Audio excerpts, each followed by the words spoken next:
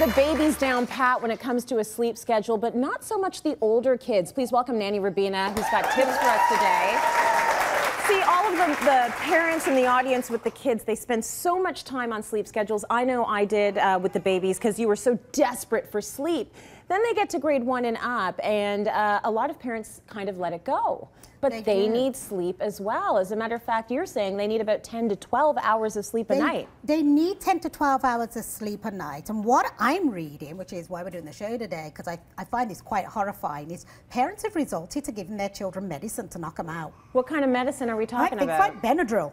Oh, you know, no! Look at Grace, a big smile. I'm spun that almost seems funny to me, really, because I think that's because people are so desperate for sleep. But yeah, you can't do it. You can't medicate. Not only are they desperate for sleep, but they get concerned about how much sleep their children are actually sleeping. So they're going to bed, they're not sleeping well, they get up early, cranky pants by Wednesday. That's basically what's happening. So first of all, let me tell you, they need 10 to 12 hours sleep. What I find is happening, the children get to bed around 8 o'clock. It's 8:39 before they fall asleep. They're up at 7. They're actually losing 2 hours sleep approximately per night when you think they need 10 to 12 hours sleep. Okay. So what happens is that just mounts up. It gets to the point where they can't even sleep at all.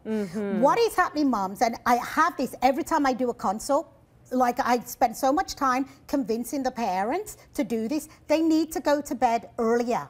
So they went to bed while they were toddlers, like 7, 8 o'clock. And of course, what happens is, as they get older, they think they can shift the bedtime. Well, you can't. You have to keep it at 7, 8 o'clock. Well, you will keep it there because once they start school, or they start JK, SK, they start grade 1, they're doing so much more. They come home, they're exhausted, and you miss the window.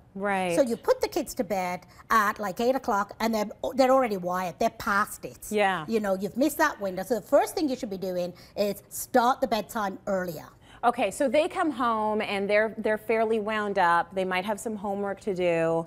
What is your first call of business then if you want to make sure they're going to get an early bedtime that night? Well, first thing I think you should start to look at is how much television are they watching and how close to bedtime, because there are some shows, even the cartoons, they get you all worked up and fired up. I was actually having that conversation with my partner last night, that there are certain shows I get so agitated watching, I can't go to sleep. So it's the same with children, you know, so switch off the TV at least an hour before bedtime.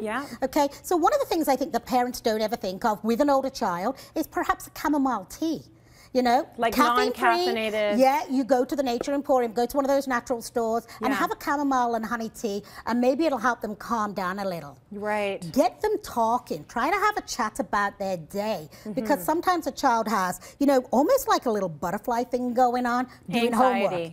Anxiety. And then they take the anxiety to bed, which actually stops them having a restful night's sleep.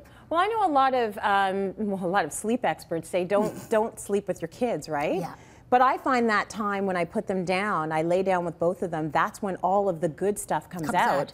That's when all of the fights that happen on the playground, I didn't feel good about this, all of that stuff is happening in the dark when I'm laying beside them. So sometimes that whole wind down routine of a book and then just laying there in the dark is a good way to sort of have that peace of mind for them, right?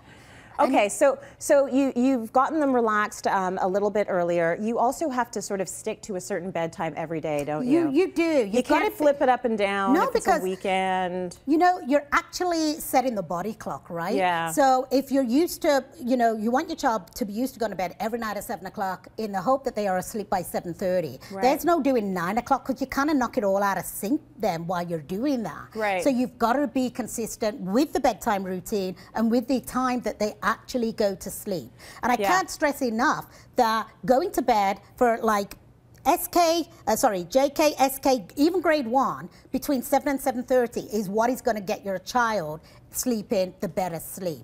Yeah, I'm going to play devil's advocate for a moment here, because for the working folks that are coming home at 7 o'clock. Yes, it is. So what are you, does that mean you're basically saying, okay, whoever's in charge, whoever's the caregiver, whether it be the other parent or, you know, the nanny or whoever's there, the grandparent, they've got to put them down before you get home? Do you know what? You have very little time with your children, but at least you have quality time at the weekend and you don't have cranky pants. Because it does affect the child's well-being. It affects their temperament. It affects their diet. Children children do not eat as well if they are tired. That's so true. they do not eat a good dinner. That's so true. it affects everything. So it may mean if you're both working that you don't see your children very much, maybe just story time, but at least you have quality time at the weekend. Right. You know, and then you have some of these things here. You know, I love this idea because what you will find is sometimes your children will wake up too early in the night. They don't have very much time. You can get a grow clock. So this clock, I don't know if you can see that there, it changes color and it'll give them yellow,